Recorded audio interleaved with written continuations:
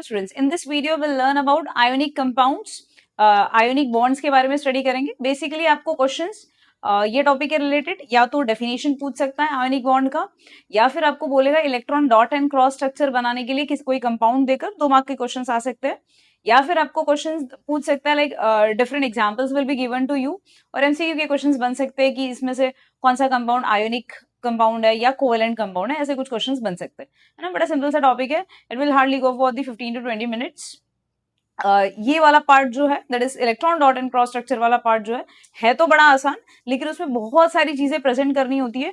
और मैंने paper check करते हुए भी ये चीज को नोटिस किया है कि बच्चे बहुत ज्यादा लेजी हो जाते हैं इसको अच्छे से प्रेजेंट करने में. ठीक है, सो आई विल एक्सप्लेन कंप्लीटली कि आपको क्या इसमें प्रेजेंट करना है, कौन सी चीजें आपको, एरो क्या दिखाना है, प्लस माइनस इलेक्ट्रॉन्स कहाँ लिखना है, उन चीजों को आप ज्यादा यहाँ पे ध्यान दो.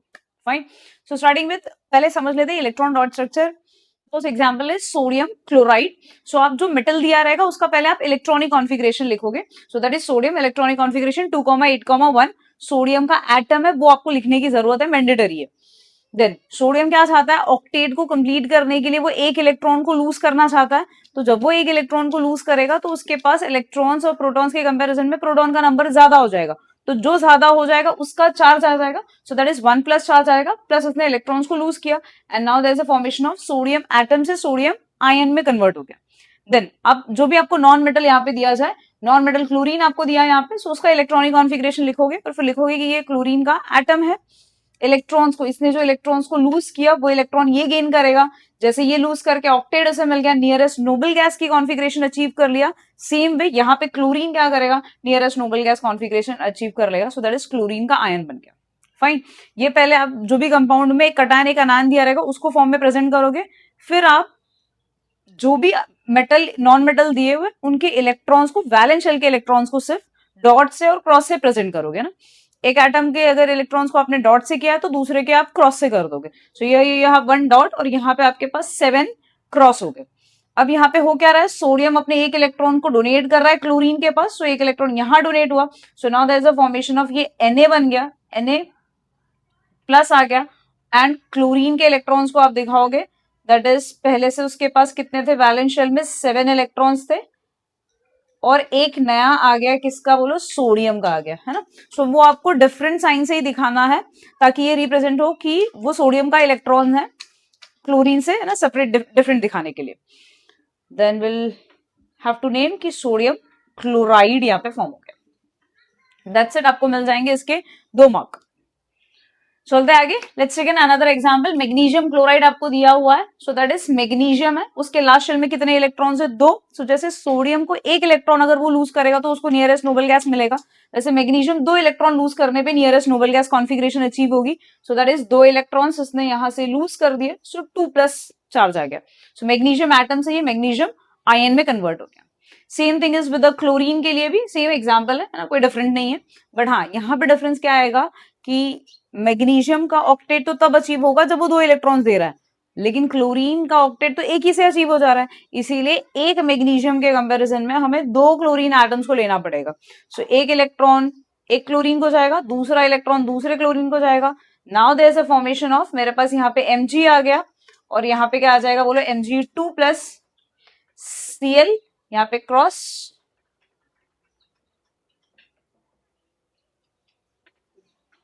यहाँ पे ये माइनस डालने की जरूरत है ना. Suppose to put plus minus, है ना, अपोजिट चार्ज है तो एक दूसरे की विसिनिटी में रहेंगे. And you suppose to write it 2 over here, है ना, 2 प्लस, यहाँ पे आप इसके नीचे 2 लिखोगे, and magnesium chloride.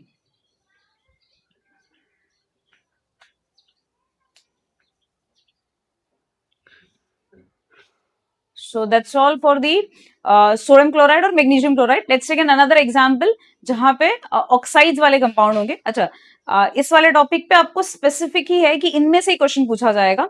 So this is chlorides के हो गए, वैसे कैल्शियम हो जाएगा, वैसे मेटल के ऑक्साइड्स हो जाएंगे. दैट्स इट, है ना. आपको ज्यादा एग्जाम्पल्स या कहीं से भी एग्जाम्पल उठाकर नहीं पूछ लिया जाएगा. चलते उन एग्जाम्पल्स पे. So here we have an another example calcium oxide का और सोडियम ऑक्साइड का. सो कैल्शियम ऑक्साइड के फॉर्मूला की बात करें, सो दैट इज CaO, है ना। सो कैल्शियम के पहले आप क्या करोगे, जो मेटल दिया है उसका इलेक्ट्रॉनिक कॉन्फिगरेशन लिखोगे, दैट इज 2,8,8,2 कैल्शियम एटम है। वो चाहता है ऑक्टेट अचीव करने के लिए 2 इलेक्ट्रॉन्स को लूज करना चाहता है। सो दैट इज समथिंग, यहां से ये 2 इलेक्ट्रॉन जब निकलेगा तो ये 2 इलेक्ट्रॉन हमें रिसीव हो गया यहाँ पे, और इलेक्ट्रॉनिक कॉन्फिगरेशन 2,8,8 हो गया। ये जो 2 इलेक्ट्रॉन इसने लूज किया है, अब ये ऑक्सीजन चाहता है ना ये 6 से 8 बने, तो ये 2 इलेक्ट्रॉन क्या कर लेगा, ऑक्सीजन एटम ले लेगा, जिससे ये क्या बन जाएगा 2,8 बन जाएगा, 2 माइनस चार्ज आ गया। फाइन। अब इसको अगर एक सिंगल स्टेप में अपने रिप्रेजेंट करना है तो कैसे करेंगे कि ये कैल्शियम ने ये दिया एक इलेक्ट्रॉन, कैल्शियम ने ये दिया ये दूसरा इलेक्ट्रॉन। अच्छा, इस एरो का बहुत ज्यादा इंपॉर्टेंस है, अगर नहीं डाल रहे हो आधा मार्क इस एरो नहीं डालने का कट जाएगा आपका। So that is now you have the formula S C A, यहाँ पे 2 प्लस आ जाएगा, and then you have oxygen, oxygen के ये रहे 6 और कैल्शियम से आता हुआ 2, and then will have 2 minus charge on it, ठीक है ना, and this is something calcium oxide. जब आप डॉट भी बना रहे हो तो जरा देखना प्रॉपरली, है ना, डॉट बना रहे हो। कुछ बच्चे जस्ट ऐसा करके चले जाते हैं ना, प्रॉपरली वो डॉट ही नहीं दिखता, तो पेशेंसली अच्छे से बनाओ। देखो कुछ है नहीं, बड़ा आसान सा है, इलेक्ट्रॉनिक कॉन्फिगरेशन आना चाहिए। बट चलते हैं इस वाले पार्ट पे। सोडियम ऑक्साइड की बात करें, सो यहाँ पे सोडियम जैसा हमने पहले लिखा था सेम वे ऑक्सीजन यहाँ पे लिख दिया, 6 से 2 इलेक्ट्रॉन्स गेन किया, 2 माइनस चार्ज आ गया, 2,8 बना। यहाँ से ये एक इलेक्ट्रॉन दे रहा है ऑक्सीजन को, यहाँ से ये एक और इलेक्ट्रॉन इसको दे रहा है। अब ये यहाँ पे कैसा बन जाएगा, है ना, वी नीड 2 सोडियम एटम ना, क्योंकि ऑक्सीजन की वैलेंसी तो कितनी है, ऑक्सीजन को तो 2 चाहिए और एक सोडियम तो एक ही दे पाएगा, इसलिए हमें सोडियम का नंबर 2 लेना पड़ेगा। So now we have the electronic configuration as Na, यहाँ पे हमने प्लस ले लिया, ये कितनी बार है, 2 बार लेना पड़ेगा, और ऑक्सीजन का अब जो आ जाएगा इलेक्ट्रॉन्स 2, ये रहे एक सोडियम से, ये रहा दूसरे सोडियम से, और 2 माइनस इसके ऊपर आ जाएगा, है ना, and then we have sodium oxide, ठीक है ना। इसके फॉर्मूले की बात करें, so we have Na 2 times and then single O। अब अपन डेफिनेशन पे जाते हैं, देखो आसान हो जाएगा अब डेफिनेशन को समझना। डेफिनेशन क्या बोलता है, देखो नाम क्या है, आयोनिक बॉन्ड बोला ना, तो आयोनिक वर्ड सुनते ही आपके दिमाग में पॉपअप हो जाना चाहिए आयंस। वहां पे जिस भी कंपाउंड में बॉन्ड बनने से पहले वो आयंस फॉर्म करे, उससे आप क्या कहोगे, ionic bond. So that is something, यहाँ पे बॉन्ड बनने से पहले, इन दोनों के बीच में बॉन्ड बनने से पहले ये क्या बना, कटायन बना, अनायन बना, अपोजिट चार्जेस वाले आयन हुए, तो एक दूसरे के लिए अट्रैक्शन होगा। सो अपोजिट चार्ज ऑफ आयन की वजह से एक दूसरे की विसिनिटी में रहेंगे। सो अब इनके बीच में ये जो फोर्स ऑफ अट्रैक्शन रहेगा ना, इस फोर्स ऑफ अट्रैक्शन को, या जो बॉन्ड बन रहा है उसको आयोनिक बॉन्ड बोलते हैं। एज वेल इस फोर्स को कहा जाता है electrostatic force of attraction, electrostatic force of attraction. So definition ये है, bonds which are form by complete transfer of electron from metal, है ना। यहाँ पे बॉन्ड कैसे बन रहा है, मेटल ने अपने कंप्लीट इलेक्ट्रॉन को ट्रांसफर कर दिया, अपने वैलेंस शेल से कंप्लीटली ट्रांसफर कर दिया नॉन मेटल के वैलेंस शेल में, है ना। The bonds which are form by complete transfer of electrons from metal atom to non metal atoms are known as ionic bond, और else they are also known as electrovalent bond. I think clear है bonds वाली part. आप इन चार examples को करने के बाद इवन आप प्रैक्टिस के लिए इन एग्जांपल्स को कर लेना, that is magnesium chloride, I think we did the magnesium chloride, calcium chloride and then magnesium oxide कर लेना, है ना। स्पेसिफिकली आपको इन्हीं पे क्वेश्चंस पूछे जाएंगे।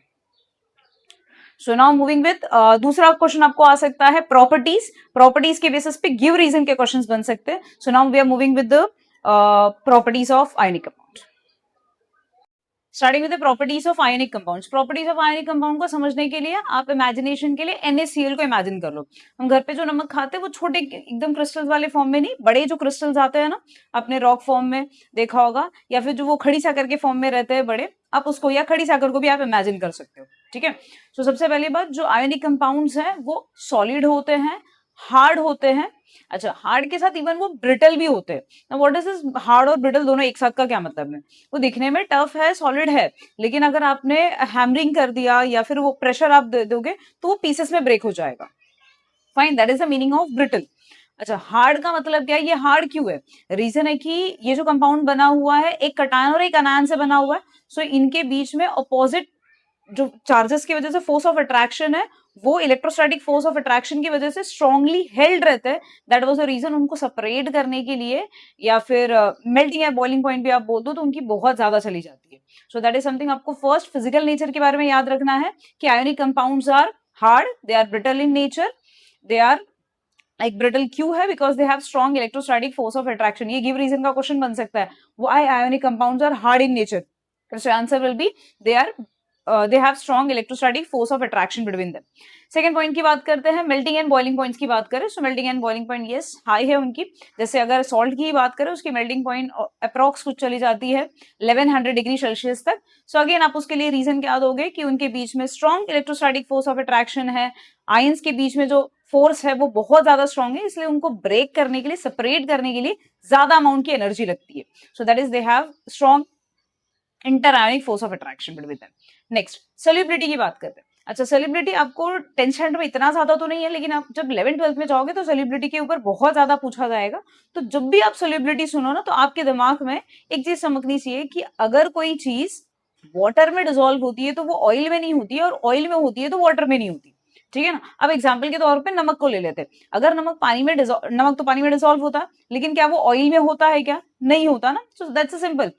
तो जो भी इलेक्ट्रिकल कंडक्शन वाले कंपाउंड्स होंगे इन जनरल वो ऐसा होगा कि वो वाटर में डिसॉल्व होते रहेंगे।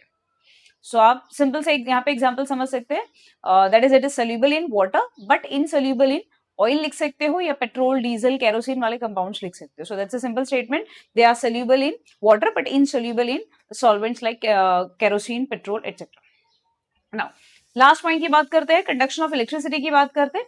दे are good conductor of electricity, या फिर इन जनरल भी अगर आपको कभी क्वेश्चन आता है कोई भी कंपाउंड को लेकर गुड कंडक्टर ऑफ इलेक्ट्रिसिटी के लिए, सो आपके दिमाग में एक चीज चमकनी चाहिए, दैट इज समथिंग, जिस भी कंपाउंड के पास फ्री इलेक्ट्रॉन्स हो या फ्री आयंस हो, they are considered to be a good conductor of electricity.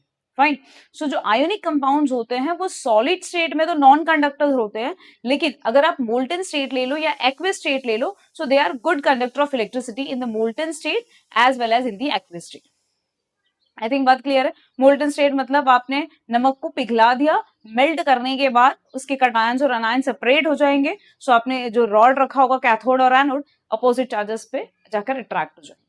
या फिर आप उसको वाटर में डिसॉल्व करते हो, तो वाटर में भी डिसॉल्व करने पे ऐसा ही होगा कि Na अलग हो जाएगा, Cl अलग हो जाएंगे, चार्जेस जहां पे रहेगा तो वहां पे कंडक्शन ऑफ इलेक्ट्रिसिटी होगी। So if question comes why ionic compounds are the good conductor of electricity or in which state they are, so that is molten state and the aqueous state, they are a good conductor due to presence of free ion।